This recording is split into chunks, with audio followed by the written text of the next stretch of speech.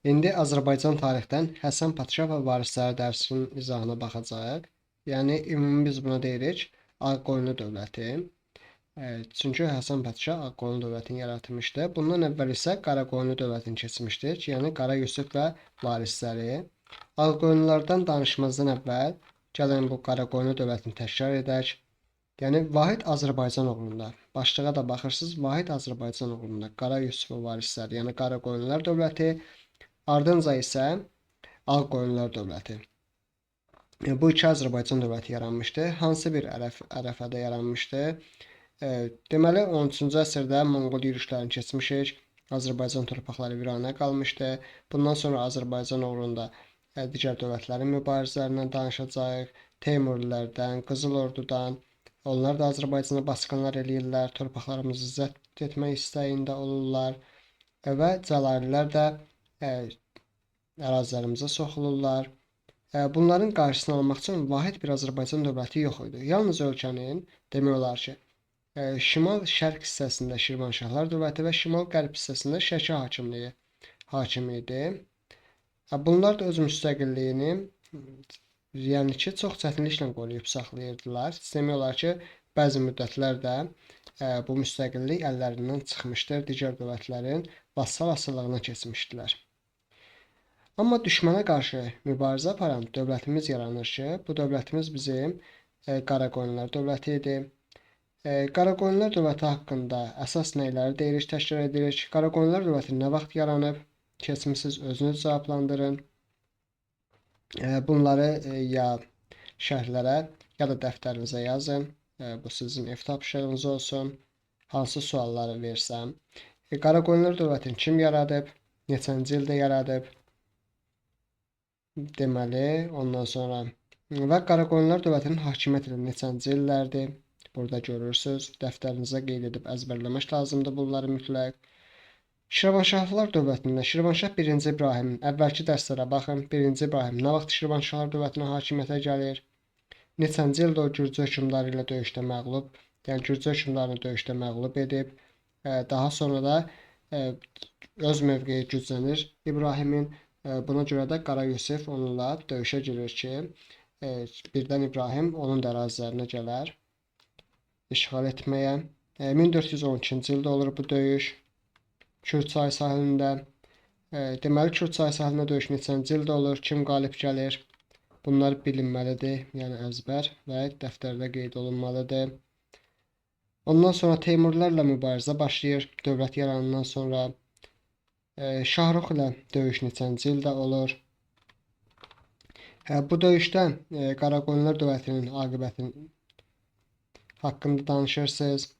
Alaşkert döyüşü haqqında neçənci ildədir? Alaşkert döyüşü, bunun səbəbi necə olur? Və Qaraqoyunlular dövlətində sonuncu qüdrətli hökmdar deyə bilərik biz buna ki, Cahanşah olur. Cahanşah 1435-ci ildə hakimiyyətə gəlir. O nə vaxt müstəqil siyasət yeritməyə başlayır? Bunların hər birini yazırsınız.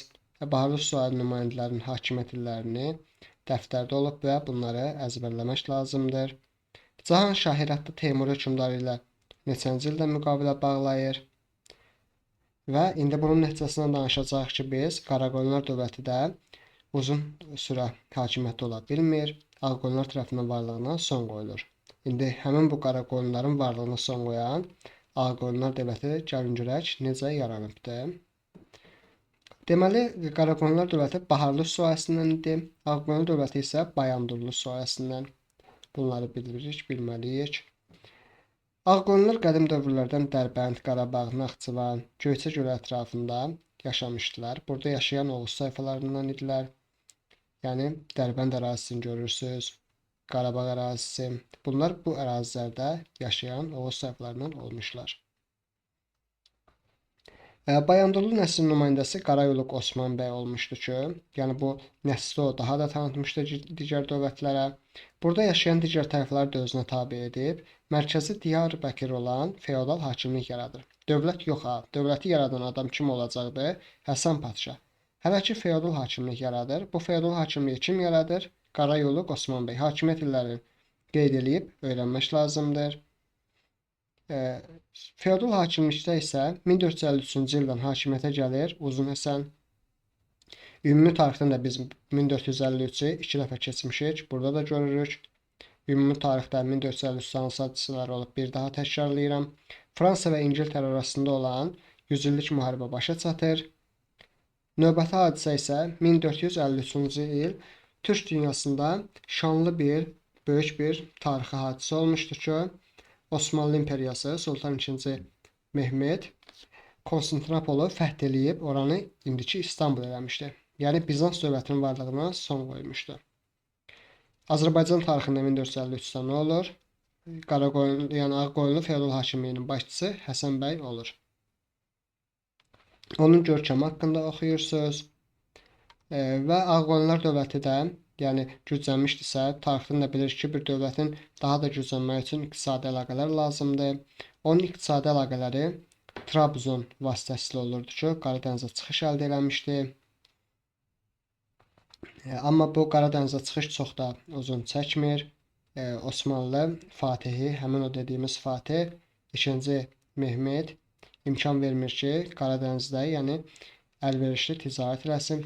Həsən Padşahı Trabzonun əlindən alır. Yəni, Trabzonu da Osmanlıya birləşdirir. 1467-ci ildə Muş döyüşü olur. Bu Muş döyüşündə hələ ki Ağqoyunlu dövləti yoxdur. Hələ ki Ağqoyunlu feodal hakimliyi var. Həmin bu Muş döyüşündə Qaraqoyunluları ağır məğlubiyyətə uğradır. Cahanşah bu döyüşdə ölür. Bu döyüşdən sonra Qaraqoyunlular dövləti artıq 1468-ci ildə süquta uğrayır. Və Qaraqoyunluların sonuncu hökmdarı Həsən Əli olur ki, bu hakimiyyətdən kənarlaşır. Bunun yerinə hakimiyyətə Uzun Həsən gəlir. Və 1468-ci ildə deyirik ki, Ağqoyunlu dövləti yarandı. Həm Qaraqoyunlu, həm Ağqoyunlu. Bu iki dövlətin ikisinin də paytaxtı Təbriz şəhəri olmuşdur. Təbriz şəhərində xəritədə görürsünüz. Təbriz ərazisi bu iki dövlətin də paytaxtı olmuşdur. Avropa dövlətləri ilə əlaqələrdən danışırıq. Sara xatun diplomat qadın olmuşdur.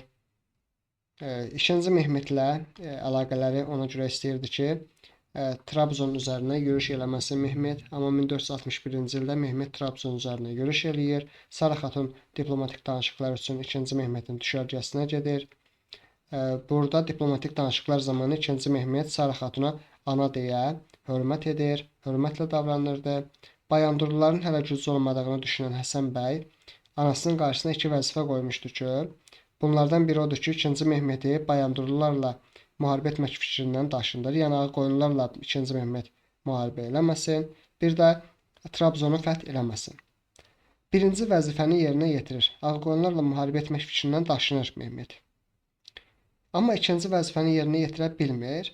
Lakin Trabzon belə deyək ki, bu Trabzonun başçısının qızının Uzun Həsənin yoldaşı olduğu üçün o cehiz kimi Trabzon taxt tacından, yəni Trabzonun sərvətlərindən bir hissəsini Ağqoyunlular dövlətinə verə bilir. Yəni burada da yazılıb ki, Trabzon xəzinəsinin bir hissəsini əldə etdi. Həsən Padşah 15-ci əsrin 60-cı illəri, yəni 15-ci əsr deyəndə 1460-cı illərində böyük imperatorluq yaradır. Onun Avropada nüfuzu da artır. Venesiya ilə ticarət əlaqələri qurur. 1472-ci il deyirik buna biz. Hərbi ittifaq bağlayır. 1472-ci ildə Həsən Padşah böyük ordu ilə Aralıq dənizi sahillərinə irəliləyir. Az öncə danışdıq ki, 2-ci Mehmet Ağqoyunlulardan yürüş etmək fikrindən daşınır. Amma Trabzon ələ keçirilmişdi və Uzun Həsənin də məqsədi Avropa ölkələri ilə ticarət əlaqələri etmək idi, daha da ərazisini genişləndirmək. Buna görə də müharibələrə başlayır. 1472-ci ildə Həsən Padşah böyük ordu ilə Aralıq dənizinə irəliləyir. Venesiya arxayın olmuşdur ki, Venesiya ona gəmilər verəcək, hərbi donanma, odlu silah verəcək, çünki ittifaq bağlamışdı. Amma Venesiya bu verdiyi vədi yerinə yetirmir. Bundan sonra da yəni Uzun Həsən Beyşəhər döyüşündə məğlub olur 2-ci Mehmetə, Osmanlı dövlətinə. Beyşəhər döyüşündən sonra 1473-cü ildə yenidən 2-ci Mehmet 100 minlik qoşunla Azərbaycan üzərinə böyük yürüşə başlayır. Bu yürüşdə Həsən Padşah bütün qüvvələrini səfərbər edir. Malatya döyüşü baş verir. Malatya döyüşündə avqustun 1-i olur. Malatya döyüşündə Həsən Padşah qalib gəlir. Onları puskuya salır. Amma bu qalibiyyət çox da çəkmir. Çünki Uzun Həsən hücumu davam etdirmir. 2-ci Mehmet öz qüvvələrini nizama salır. Bundan 10 gün sonra baş verən Otloq-Bel adlı döyüşdə Osmanlılar odlu silahdan geniş istifadə edirlər və 2-ci Mehmet bu dəfə qələbə qazanır. Amma bu dəfə də 2-ci Mehmet bu qələbəni böyük itkilər hesabına qazandığı üçün yürüşü davam etdirmir. Beləliklə 15-ci əsrin 70-ci illərində, yəni 1470-ci illərdə bu müharibədə tərəflərin heç biri öz istəyinə tam çatmır. Hər iki tərəf böyük itkilər verir.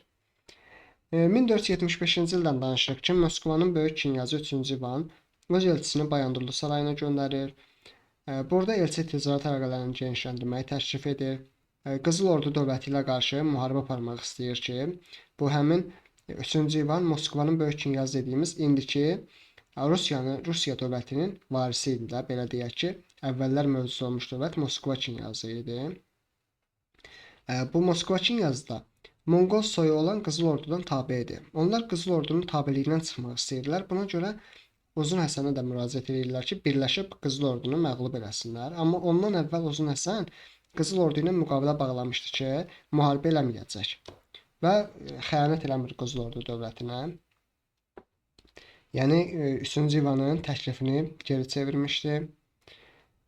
İndi keçdik biz Həsən Padşahın varislərindən danışmağa. Onun oğlu Yaqub Padşah gəlir, 1478-1490-cı illər hakimiyyətdə olur. O atasının Şirvanla dostluq siyasətini davam etdirir, yəni Şirvanşahlar dövləti ilə dost olur. Lakin Ərdəbil hakimləri ilə ziddiyyətlər olur. Onlarla müharibələr eləyir. Yəni müsbət meyli qoruyub saxlamır. Yaqub Padşahın dövründə durğunluq olur. Onun ölümündən sonra daxili çəkişmələr güclənir. Və hakimiyyətə oğlu gəlir Baysunqur 1490-dan 92-yə qədər cəmi 2 il hakimiyyətdə olur. Niyə 2 il hakimiyyətdə olur? 1492-ci ildə Həsən Padşahın digər nəvəsi Rüstəm Baysunquru Bərdə döyüşündə məğlub eləyir. Bundan sonra hakimiyyətə Rüstəm Mirzə gəlir. Amma bunun da hakimiyyəti çox gəlmir. 92-dən 96-ya qədər 4 il hakimiyyətdə olur. Çünki 96-cı ildə Həsən Padşahın başqa bir nəvəsi Əhməd, buna Gödək Əhməd də deyirlər. Həmin bu Gödək Əhməd Naxçıvan döyüşündə Rüstəmi məğlub eləyir və hakimiyyətə o gəlir. Amma elə 97-də də Əhməd öldürülür. Biz bundan sonra 1500-cü il Əpər sazişini deyirik ki, Əpər sazişində Ağqoyun dövləti 2 yerə bölünür. Bir tərəf olur Əlvəndin, bir tərəf də olur Muradın, yəni Murad Mirzənin. Ümumi bu dövlət haqqında da təşkilləyanda deyirik ki, Ağqoyunlar dövləti nə vaxt yarandı, dəftərinizə yazırsınız onları, yəni cavablarını və öyrənmə şərti ilə. Ağqoyun dövləti nə vaxt yarandı? Malatya döyüşü neçənci ildə oldu? Otluq-Bel döyüşü neçənci ildə oldu? Beyşəhər döyüşünün nəticəsi necə oldu? Bu döyüşlərin hamısının nəticəsini öyrənmək şərti lazımdır. Yəni şərtdir. 3-cü İvan nə vaxt Ağqoyunlar dövlətinə elçi göndərdi? Onun məqsədi nə idi? Və Uzun Həsən onu necə qarşılayır? Baysunqurun, Rüstəm Mirzənin, Əhmədin hakimiyyət illəri, hansı döyüşlərdə onların taxtdan salındığını yazıb öyrənmək lazımdır. Dərsimiz bu qədər.